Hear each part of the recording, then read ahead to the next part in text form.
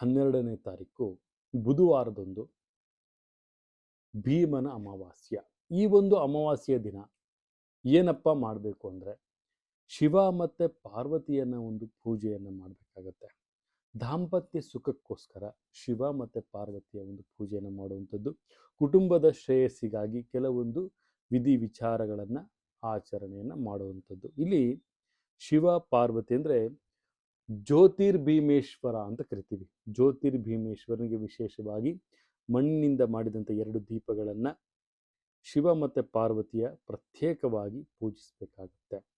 ಇಲ್ಲಿ ಪ್ರಮುಖವಾಗಿ 9 ಗಂಟು ಹಾಕಿದ ಅರಿಶಿನ ದಾರವನ್ನು ಪೂಜಿಸಿ ಕೈಗೆ ಇದನ್ನು ಕಟ್ಕೊಳ್ಳಲಾಗುತ್ತೆ.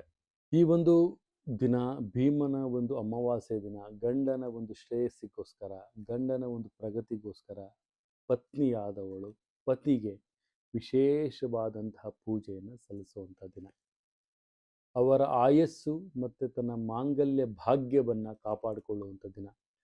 ಜ್ಯೋತಿರ್ಭೀಮೇಶ್ವರನ ಒಂದು ಆರಾಧನೆಯನ್ನು ಮಾಡಿ, ಶಿವ ಪಾರ್ವತಿಯ ಒಂದು ಆರಾಧನೆಯನ್ನು ತಾವೇನು ಮಾಡ್ತೀರಿ, ಅದರಿಂದ ತಮ್ಮ ಮನೆಯಲ್ಲಿ ಸಮೃದ್ಧಿ, ಶಾಂತಿ, ಪ್ರಬಲತೆ, ಬೆಳವಣಿಗೆ ಮೂಡುತ್ತೆ.